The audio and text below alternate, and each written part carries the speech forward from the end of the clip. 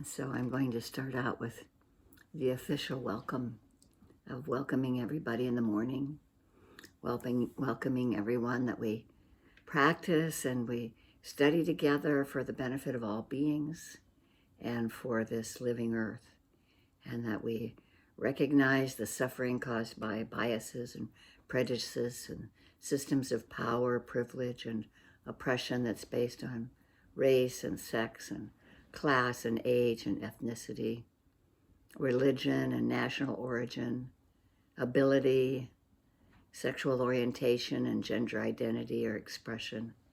And we aspire to do no harm and to dismantle barriers that cause separation and suffering, recognizing that our liberation is interconnected with the liberation of all. And I wonder if this is automatically recording. I think it doesn't. Does it, Jim? Do I need to press record? I think I do. Here we go. Recording in progress. So she says. I'm hoping that everybody managed to stay warm and dry. We are very, very lucky in this human birth of ours that we have our warm, cozy homes to sit in. And may we really include in our sitting today many people that are out in the cold in their tents under their blue tarps and trying to be warm.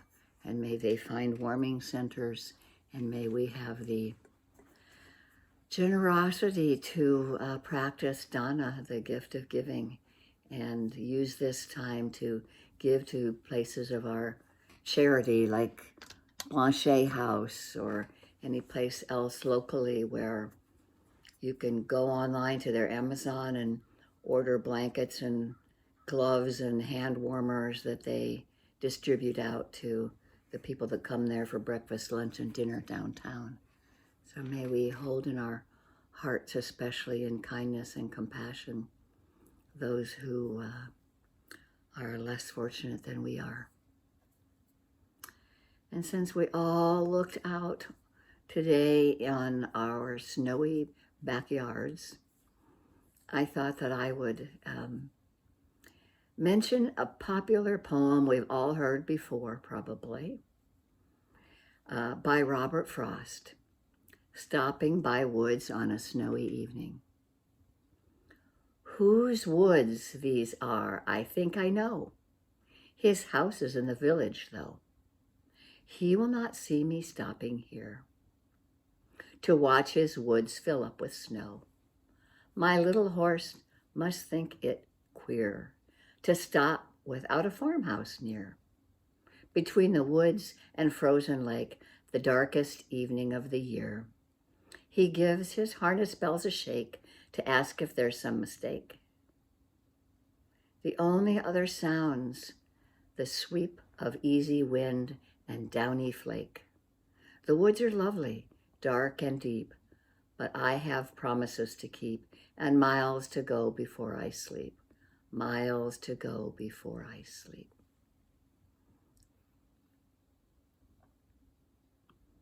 It's one of the most wintry days we've had all year. There's one other poem I'm going to read. I think you've heard me read it before. Some of you have asked for it more often. It's called Velvet Shoes, and it's by Elinor Wylie. Let us walk in the white snow, in a soundless space, with footsteps quiet and slow, at a tranquil pace, under veils of white lace. I shall go shod in silk, and you in wool, white as white cow's milk, more beautiful than the breast of a gull. We shall walk through the still town in a windless peace. We shall step upon the white down, upon silver fleece, upon softer than these. We shall walk in velvet shoes wherever we go. Silence will fall like dews on white silence below. we shall walk in the snow. Hopefully everybody can get out to walk in the snow and in the quiet. It's really nice to do it at night if you haven't done it, if you didn't do it last night. And so we take this time together. I'll ring the bowl.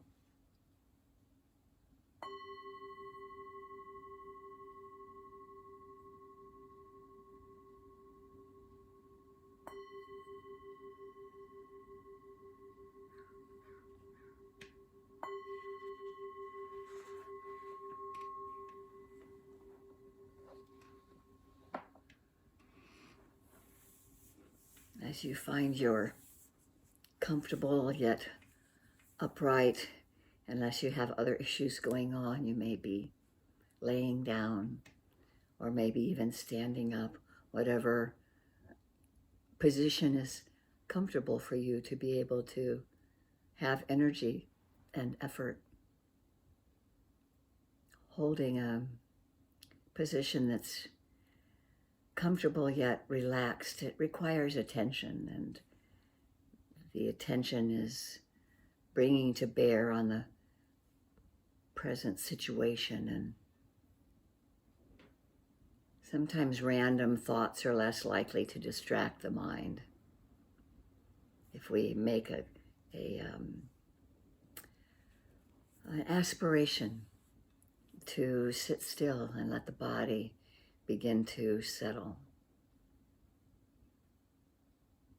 We can have this intention to be awake and present, that this is what we're doing now. And our commitment to a position can help us guard against distraction. And it can also give the mind a context of simplicity. Give it a place of natural tendency to return to ease.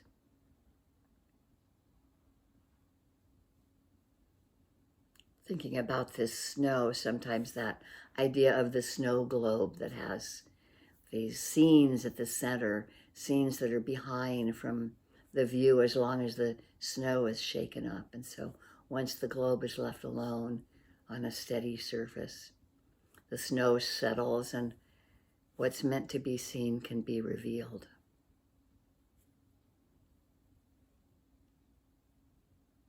What we mostly see when the mind is focused and clear are habits of the mind that create unnecessary suffering, habits that are fueled by greed and hatred and delusion, and over we struggle, sometimes resenting our experiences and blaming others, and we can't see past the immediate overwhelming drama sometimes of our personal story to find relief or liberation. And so we make this time to be still, to be appreciative, and to honor, to pay homage to the Buddha, the Dhamma, and the Sangha, to the possibility of awakening in this very life, and to the understandings of the teachings of the Buddha that we've been very lucky to be able to hear in this lifetime, being born into this human form in this lifetime, where we can hear the teachings of the Buddha. There were many, many years that the teachings of the Buddha were not heard. And so may we have this great appreciation for the teachings and for the Sangha, for those monks, nuns, monastics, lay people who came before us thousands of years, many, many generations, through many, many Buddhas, that the most recent one, 2,600 years ago, the teachings have still made it to us. And so we have this opportunity to just be here.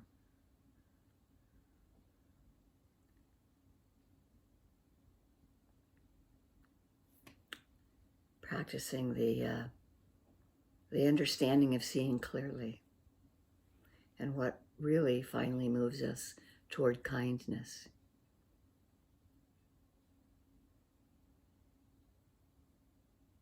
As we settle into feeling the gravity of our body against the chair or wherever we're sitting, we can feel pressure or warmth or various sensations of our feet on the floor, or touch points where our hands are touching or our arms are touching.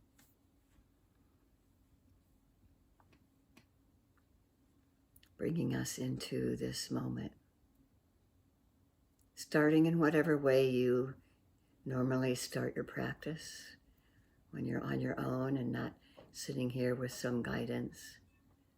Maybe it's the breath at the nostrils, noticing warmth and coolness going in and out. Maybe you notice more likely the rise and fall of the diaphragm, pressure, and then the release of the pressure. There might be tingling sensations. Or maybe you have a sense of the whole container of your body as the breath. Wherever you start, letting this single object of attention help you become steady and concentrated.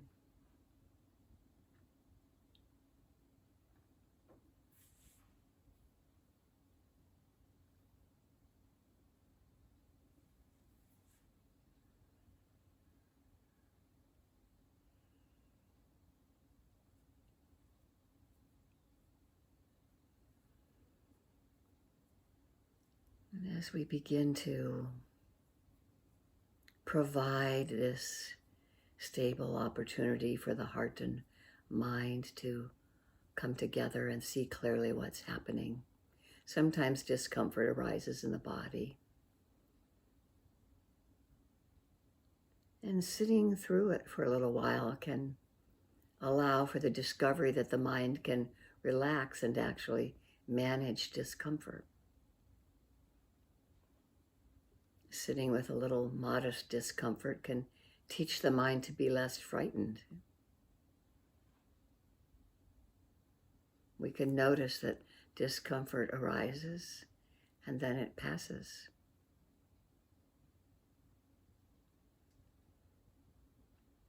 So if we don't move right away in terms of discomfort, we can experience the discomfort, the disappearance of it.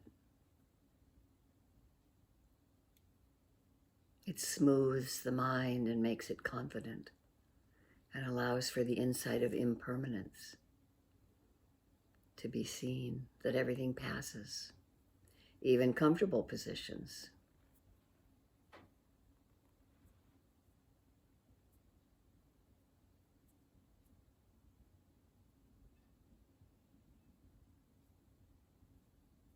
But when discomfort that we feel might be significant arises, we notice the intention to move before moving. We can adjust our posture. We want the mind to be focused and alert, but not bouncing all over the place in fear of discomfort.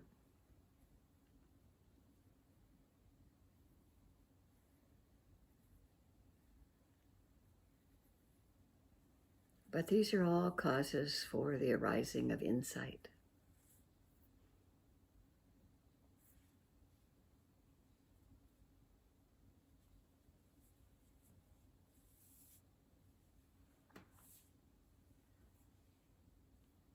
And we can allow ourselves to move a little and even stretch our body a little, relax, and then just start again.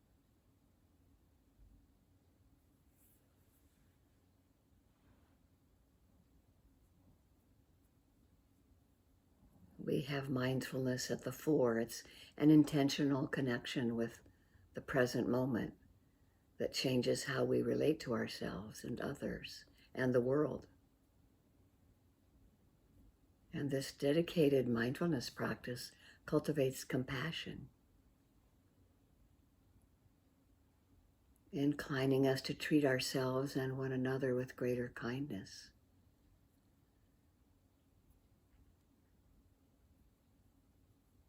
It can bring joy and grow with daily practice.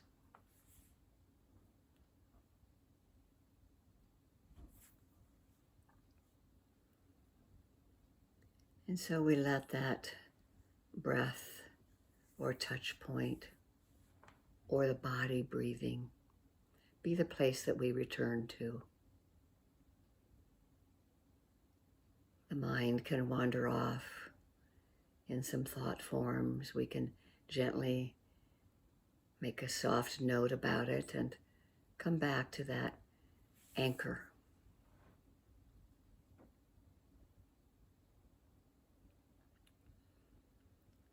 This helps stabilize the heart and mind and helps us realize that the hindrances of grasping and clinging or pushing away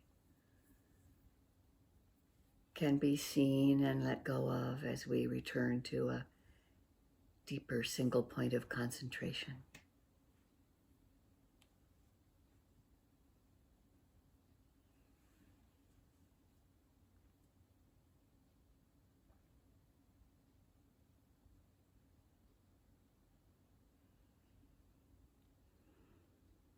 And this concentration is an easeful, natural place to rest. We don't intensely look for depth. We just be open to what is arising and noticing any attachment we might have to it, any aversion we might have.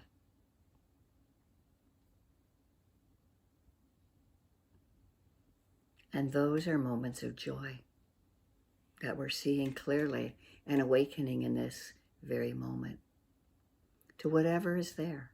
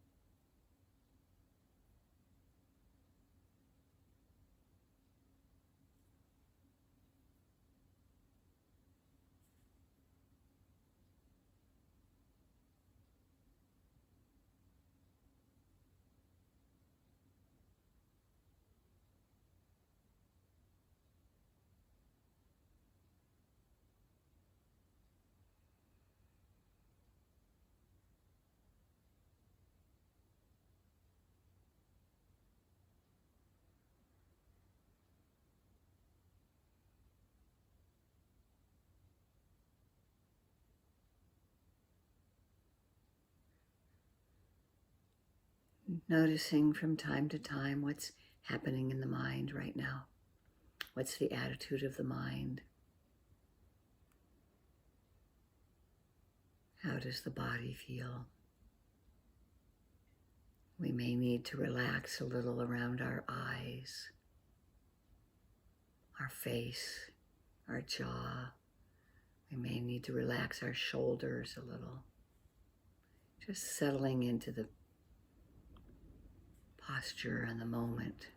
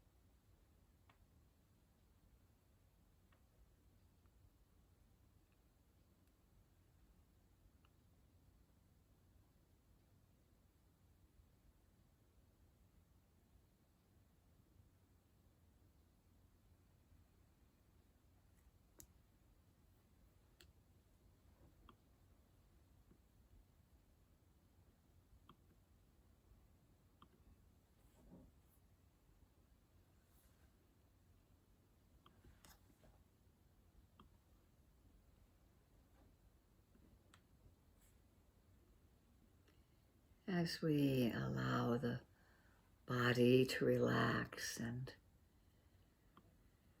settle a little and the mind to become calmer, we may notice that with the deepening of concentration, there's less intrusion of the hindrances. There can be a kind of tranquility, a samadhi that can arise. The mind does its things, thoughts arise and pass. We can notice them. We can settle back onto that object of the breath or the touch point or the open awareness of the entire body breathing.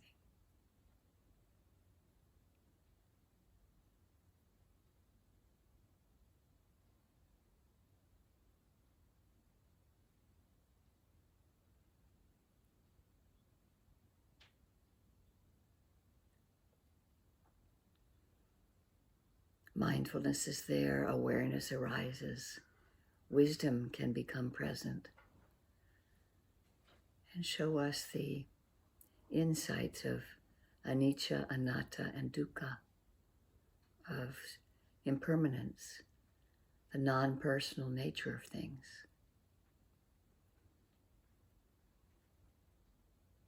And that things are not satisfactory, especially when we grasp at them, wanting them to be different. And sometimes when we stop and reflect, we can recognize that the happiness or the relief we find sometimes is so fleeting. And sometimes it seems like the suffering is endless.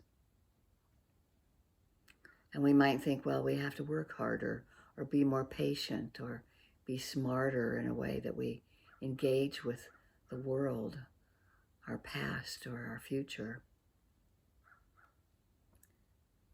But actually, this isn't the problem. The problem begins with wrong view. That happiness and suffering are outside of the mind. And shifting to the right view, that real happiness lies within the mind and that suffering can't invade the mind once we understand it, changes our whole field of experience.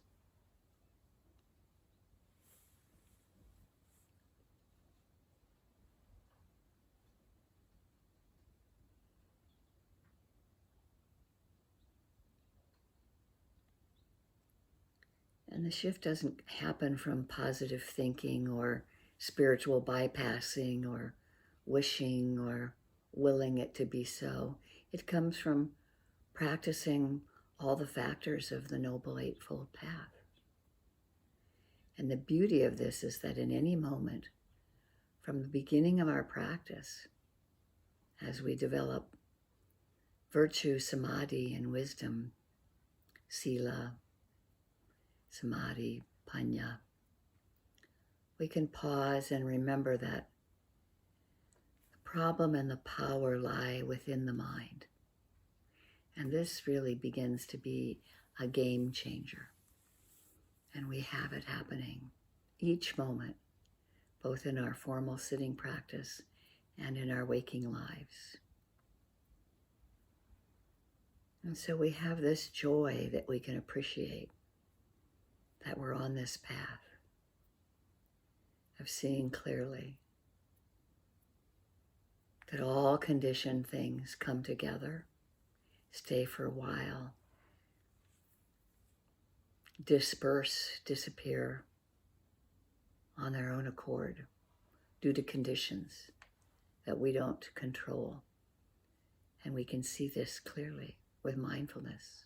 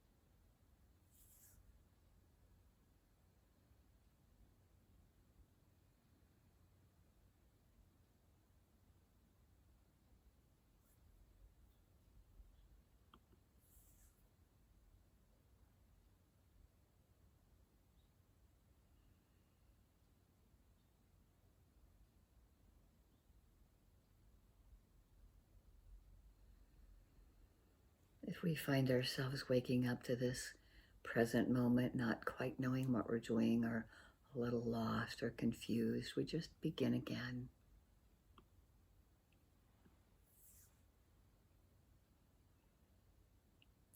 Starting right where we are, everything that we perceive comes to us through our senses. Hearing, seeing, smelling, touching, tasting, and the thought door. So anything is worthy of our mindfulness, whatever arises in the mind, whatever comes to the sense doors. We can wake up in that moment and notice, oh, pleasant, or maybe unpleasant, or perhaps confusing, or we can't really tell. We just notice that and carry on. Arising and passing away, seeing clearly. That attachment to what's arising or passing away is what causes our distress. It's what causes our suffering. And we can let go of unskillful thinking that arises. And we can incline our minds toward the skillful.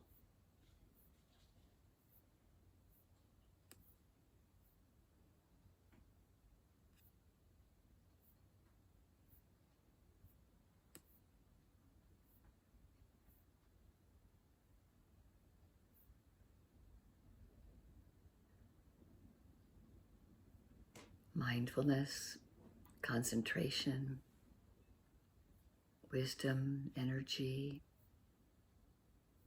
kindness, compassion, equanimity, joy, investigation.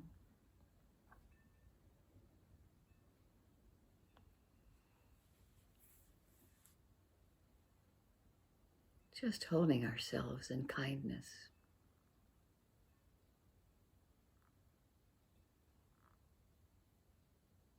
Being with what is.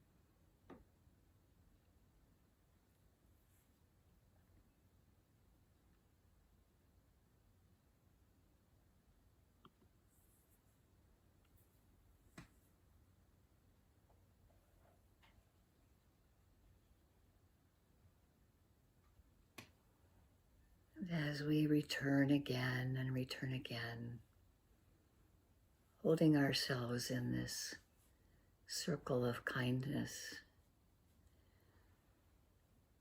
allowing a sense of well-being opening, inclining our hearts and minds toward goodwill, unconditional goodwill.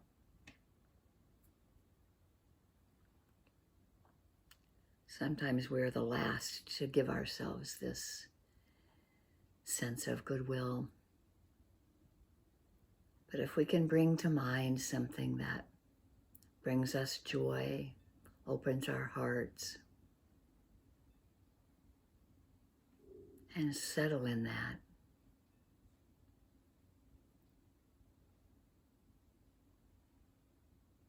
we can let this kindness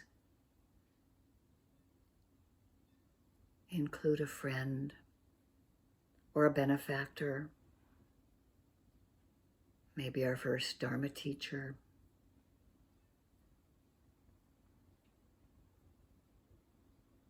let it include ourselves.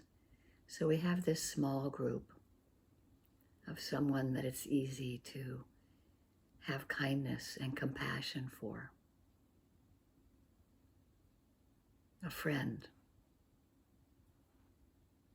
a benefactor, a being from whom we've derived great benefit, and ourselves.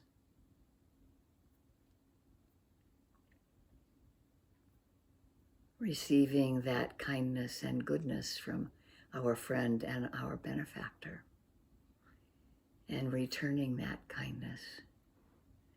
Just a felt sense in the heart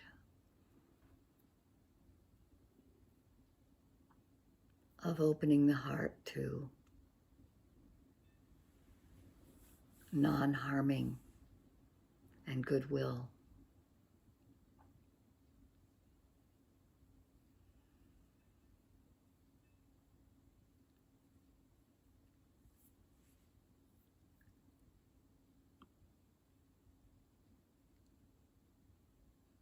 That we may abide in well-being. As the chant on Reflections of Universal Well-Being states, freedom from affliction, freedom from hostility, freedom from ill will, freedom from anxiety. And may I maintain well-being in myself.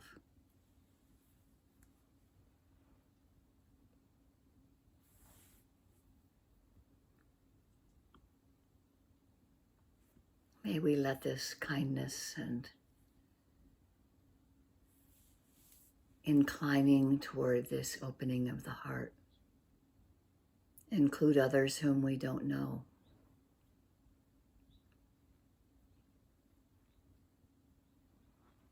Someone we might see using their cross-country skis going past our house today, or someone that you might see online or in the media in some way. All beings wish to be happy. May we allow this kindness to flow to others, to those known and unknown, to those seen and unseen, those in suffering and those in joy, those enlightened and unenlightened. May all beings everywhere have happiness and the causes of happiness.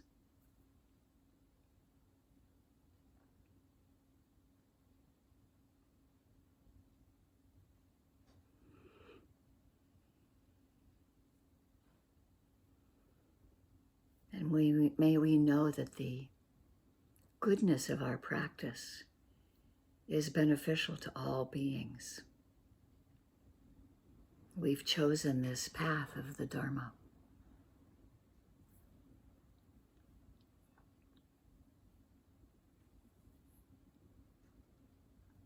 And before we allow our eyes to open and have sharing with each other and some announcements, I'd like to share this last couple of paragraphs from Sister Ayakema, one of my favorite monastics, from her publication, Let the Light Shine. Who knows whether there is much time in this life? This is the only life we can take responsibility for. Here we have some control over how we spend our day. The future is non-existent. I'm going to meditate tomorrow is foolish. There is no tomorrow. There is only now. When the next life comes, it's this life. Actually, this is our next life. Finding lots of reasons not to practice today is always possible.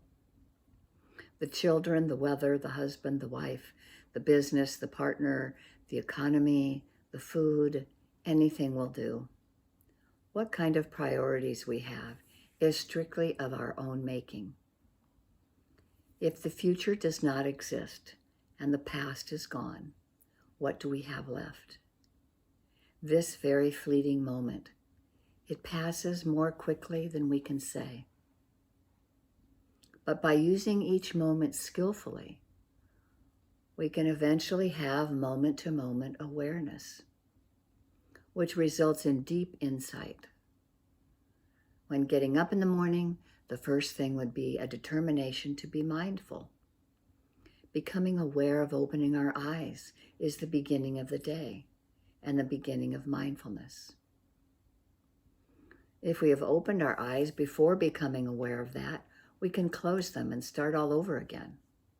We will gain an understanding of mindfulness and what it means, and then we can let the mind be flooded with gratitude that we have another whole day at our disposal for one purpose only, not to cook a better meal, not to buy new things, but to be drawn nearer to Nibbana, to be drawn nearer to freedom and liberation.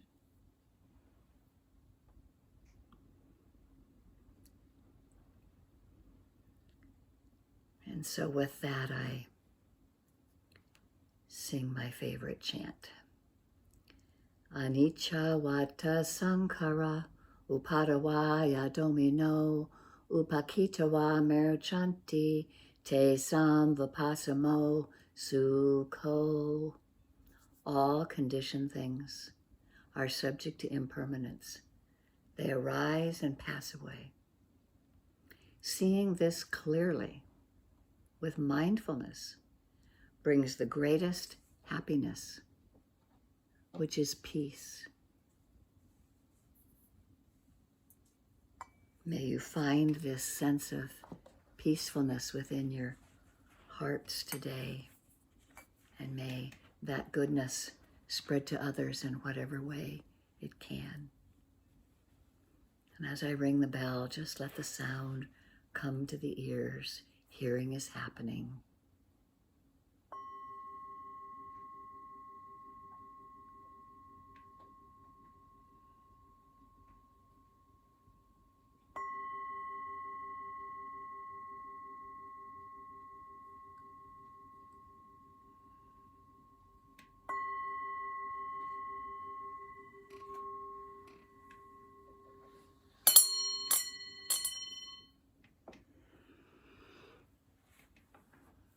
And as you notice your eyes gently opening as you reach for water or glasses or look around the room, you might notice with mindfulness what starts happening as we begin perceiving, as we begin gently seeing each other, as we begin gently seeing what's around the room, and letting mindfulness continue in our movement, in our sitting, in our standing, in our walking.